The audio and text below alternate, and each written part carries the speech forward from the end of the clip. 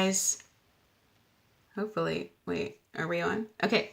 Hi, guys. My name's Missy, and welcome to Cosmicloverehab. I have a pretty juicy subject today that might not feel too juicy because it could trigger you. Of course, I'm usually good at that.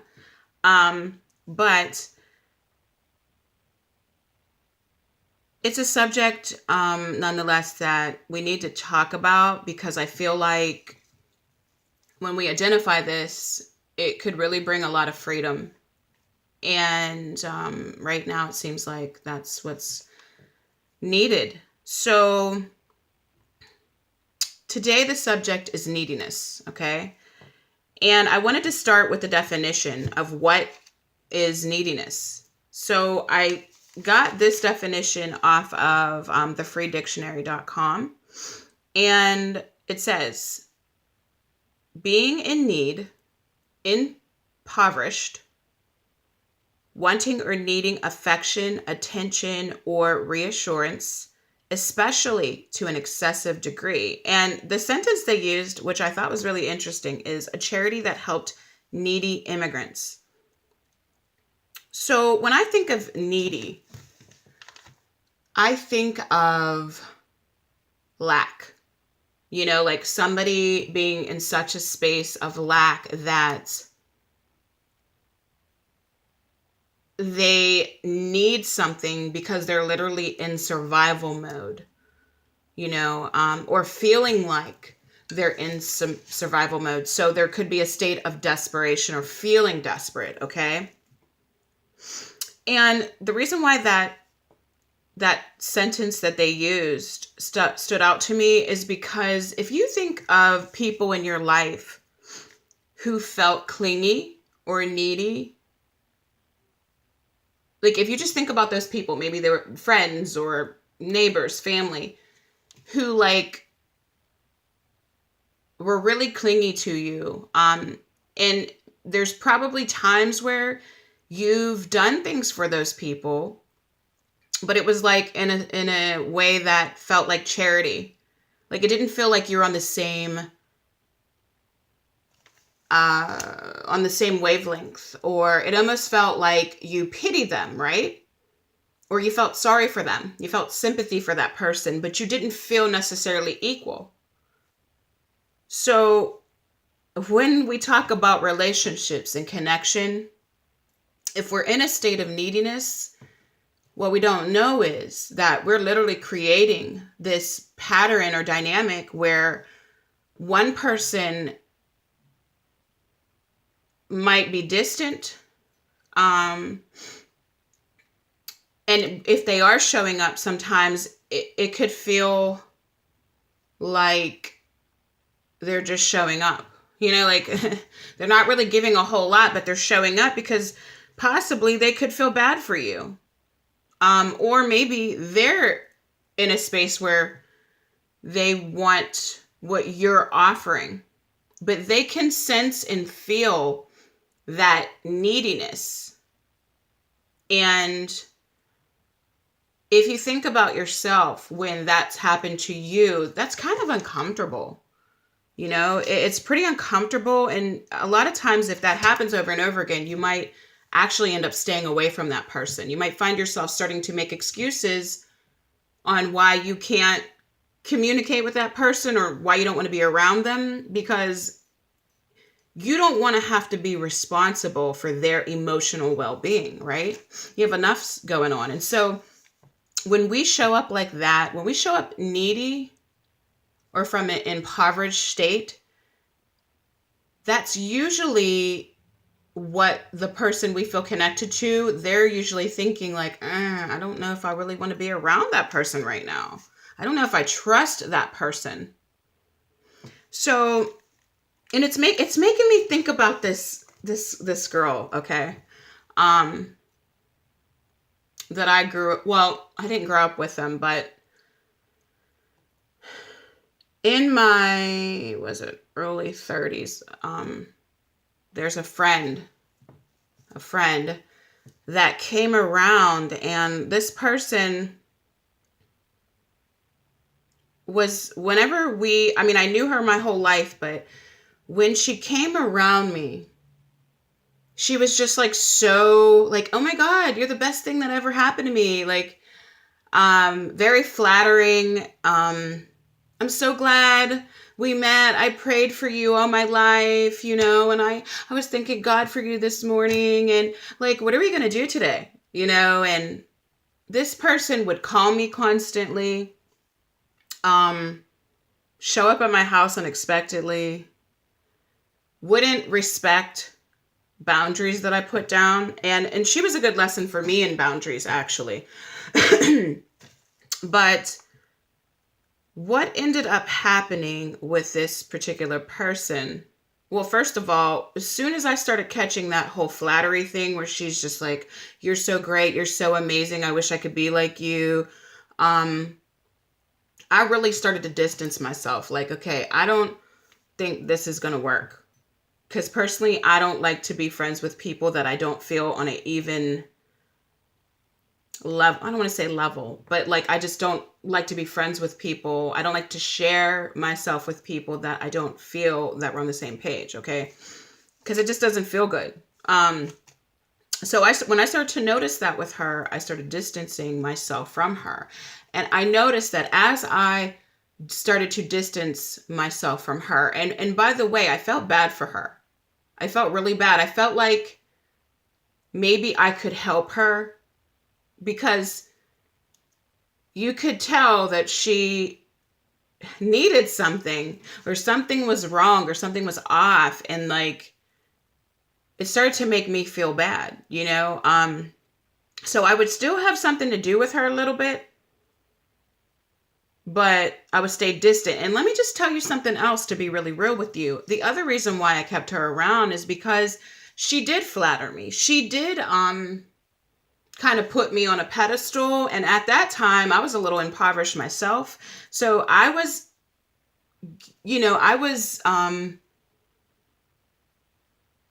allowing her around sometimes.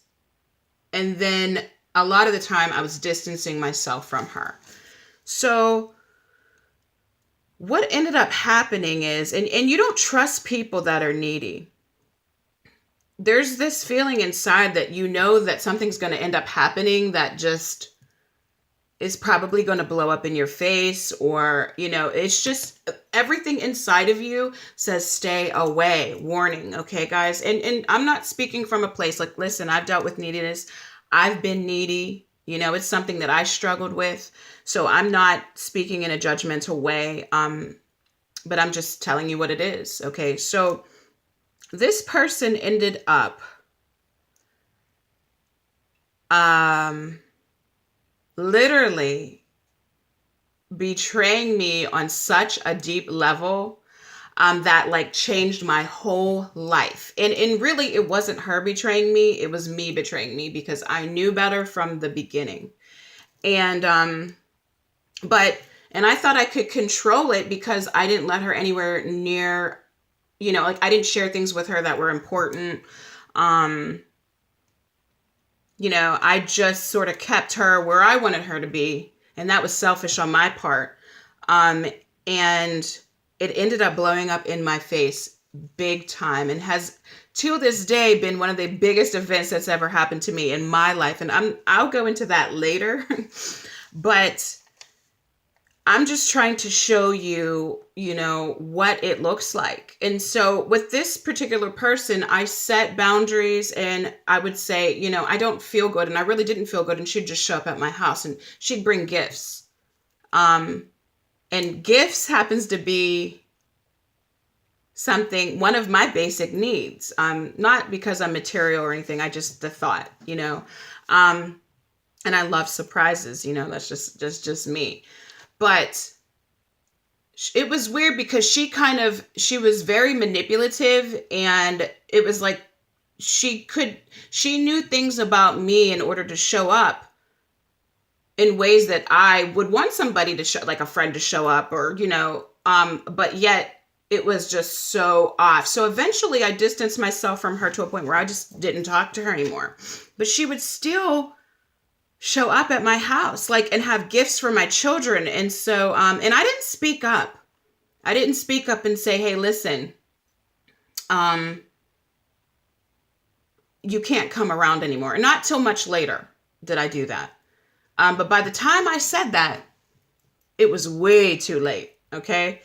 So, but anyway, you can sense a person who ultimately is using you to get their emotional needs met. And really, when we're needy, we don't always consciously know we're even being needy. We don't really know. Sometimes we are so like systematic, or like we're so it's like a pattern, and it's ingrained within us because it's something that we did when we were kids usually, because going back to childhood, when you're a child and you don't get your basic needs met and you don't get nurtured consistently, you'll start to learn how to get those needs met, in a sense, where you'll start to manipulate, and not in a malicious way or anything. You a lot of times as kids, you don't even know you're doing this, but you'll start to get your needs met by maybe telling your mom or you're telling your dad how beautiful they are, or starting to become the caretaker as a child for an adult. Just different things that you might do to please your caretakers or the people that were important to you, and you become less and less and less, and you become hidden behind this persona that you as a child don't even know you're doing, but you're doing this to survive, and this is what you had to do as a child. But as you find out, of course, as we find out later on, when you start to relate to others, especially in relationships, that doesn't work as well. And those same ways that we were manipulative as a child, when we bring that into adulthood, it's pretty toxic. Okay. And people don't really want to be responsible for another person in that way. Really, that's our own job to get those needs met. It's not a job that any one person can meet. Okay. So when we make another person responsible for our basic needs in an excessive way, it repels people, guys. Okay. And so if you're finding that you're in a relationship with a person, or you are attracted to or interested in a person, or you're dating people that seem to be emotionally distant, where you just don't seem to be getting your needs met, like no matter what you do, you just can't get your needs met. This could be you, right? This could be something that you might need to take a look at. Okay. Now, I'm going to give you some examples of neediness. Okay. And I have some things written down because I'm trying to stay on track here. But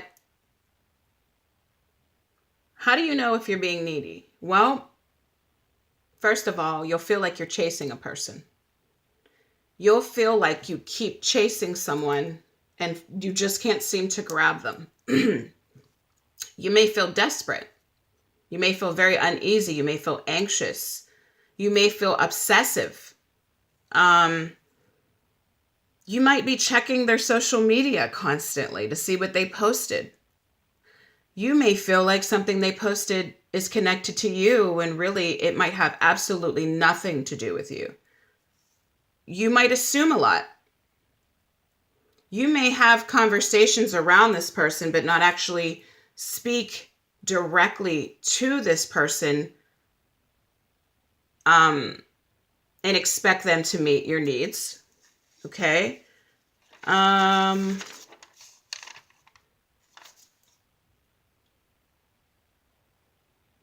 The other thing is if you're longing, if you're yearning for a person, if you feel like you're addicted to them, if you're waiting for them to get it together, like if you're literally waiting for this person to show up. And you're like, well, they haven't done it yet. I'm still waiting. Oh my gosh, what am I going to do? What am I going to do? What am I going to do? And they still haven't shown up. That's neediness. And I'm going to go into that in a second. If you constantly need validation of something, if you constantly need validation of their feelings, even if they haven't told you what they are, that's neediness. If you're bending, this is a good one. If you're bending your own value and moral system to show up for another person, if you're being a support to a person about their life goals and their purpose and their passions, and you're completely denying your own, that's neediness.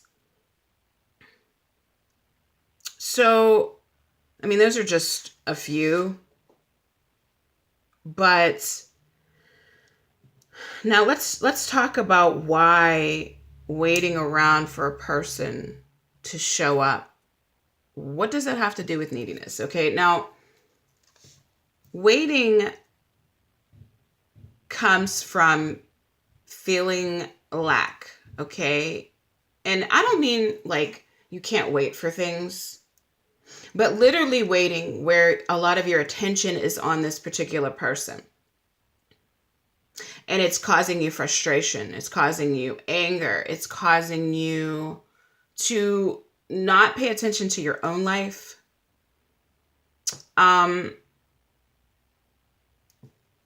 That's probably neediness. And here's why. Because if you're longing and yearning for a person and you're waiting for them to show up, and you're waiting for them to finally answer you, or whatever it is like that you're waiting for, we don't really necessarily need a person to do anything for us to make decisions. You can make decisions based off what a person's doing or not doing. You don't necessarily need them to show up. And so the reason why that comes from a place of lack is because you might believe that because of your feelings for a person that you're never going to experience this again. Like this is the only time you're going to experience this feeling. But really, you could experience it over and over and over again. The universe doesn't, just put one person in your life and you feel a certain way for them and to never feel it again if they don't show up. That's not, the universe isn't cruel like that. But if you have a belief system like that, that could be what you're experiencing, and so you kind of have to really challenge that belief system and see is that working for you, and if you challenge it, it's interesting too, years ago, I believed that there was only one person out there. I believed in the whole Disney movie thing, and I still believe in some of that. Don't get me wrong, but I don't believe that there has to be just this one person, because there's free will and people can decide and choose what they want to do. And if that person doesn't decide, then you're stuck for life. No, that's not exactly how it works. So I heard Abraham Hicks say this morning that her definition of love was alignment. And I thought that was so cool because that's exactly what it feels like, like when you think you feel love, it really just feels like you're aligned completely, right? And that's, to me, it's all about alignment. It's all about what you're putting out and what you're receiving back, okay? So, or what you're a match to. Okay, so anyway, how do you heal this neediness thing? Okay, basically, we all have basic needs, all right? Like we all do. We were wired that way to have some level of attachment, and we were wired to have needs. And identifying what those first 3 to 5 needs are for yourself, that's extremely important, because then you can compare that to what you're actually receiving in your life, and so I will give you example. I wrote some down just from myself. Like one of my basic needs is mental stimulation, communication, connecting with other people, talking about things. Like I thrive off of that. That's something that if I'm not doing that, I will start to feel lonely. I will start to feel depressed and sad and empty even. So, it's just an example for me. But some other needs are, well, self-esteem. We all need that.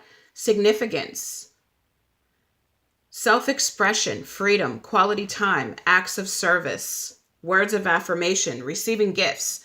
Those are needs, guys. That's just some of them. But finding out, your first 3 to 5 needs, like what you need the most, and where is that in your life? Where are you actually getting those needs met?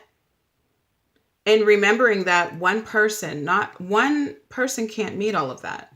It's really up to us to meet those needs. So for me, for example, if I talk about the mental stimulation, one of my needs, another need of mine would be significance. Another need of mine would be receiving gifts, act of service. You know what I mean? Like, so what could I do? Well, I could reach out to people. I could go to groups where there's like-minded people. If this isn't happening in my everyday life, then I need to go and do it for myself, right? Significance. Let's talk about significance, like life purpose. What makes you feel important? And for me, that is life purpose. That makes me feel like I'm using my abilities, and it makes me feel good to be able to help other people. It makes me feel like I am me. You know what I mean? Like I'm aligned with myself. If I'm not doing that, I feel empty. I feel like I'm living the same day over and over and over again. So what can you do if that's one of your needs? You can actually start to work on things or start to be a part of things that make you feel joy. Even if you don't know your life purpose, whatever draws your attention, that you could do for hours and forget the clock. Go be a part of that in some way. You don't have to get very specific. You don't have to know all the details. If you like crime shows, for example, maybe you could get together with people that like crime shows. Listen, there's a meetup group for everything that you could imagine. Like meetup.com is the stuff, I'm telling you. Like, that might sound a little strange to you, but it's a way where you can take your power into your own hands and stop waiting for other people to show up for you, because that really puts you in a victim mentality. You know what I'm saying? So basically, how you let go of neediness is to get your own needs met, and not try to force a person or manipulate them into meeting your needs, and not being angry with them because they just won't do it. Like, no matter how much you try to push them, manipulate, well, I showed up for this person and I did this, this, and this, and you still didn't do what I asked you to do. Well, that's a choice. That really is a choice. Like, and also challenging your belief systems. Are you in a place of lack when it comes to your relationships? Do you feel like there's nobody else out there? And sometimes with this twin flame, hell, a lot of times with the twin flame community, the soulmate twin flame community, we get so caught up on labels that we stop ourselves from being able to enjoy our lives. And getting back to what I was going to say to you, because I think I just totally went off on somewhere else, is that I used to believe that there was just one person for everybody, like, and you would just be with this person forever and ever. And when I actually challenged that belief system and realized that that belief system was keeping me stuck, I swear to you, 3 soulmates showed up out of nowhere. And that was an interesting time. But when you challenge your belief systems and see if they were actually working for you, like, yeah, you might want to be stuck on one particular person. Like, this person has to be the one. But if that's not actually showing up in your life, they could be the one that you're going to be with, or they could be the one to help you love yourself. The one isn't necessarily what it doesn't necessarily have to be what you think it is. And so you have to be open to that idea. You can't close yourself in a box, because you'll keep receiving more and more and more lack and feel more impoverished, and you don't want people to show up and treat you like you're a charity. You don't want somebody around because they feel bad for you or they pity you and they feel guilty because of how you might be making them feel, because you're angry with them and you're like, you're not doing this for me, like a child would do. But, maybe we just haven't grown beyond that yet, so I feel like this is a really great opportunity. If this sounds like you in any way, it's a really good opportunity for you to make some changes and challenge what you've been believing and see where there's patterns that are holding you back and, holding you back from receiving what you actually desire. So that's all, guys, for today. I will talk to you soon.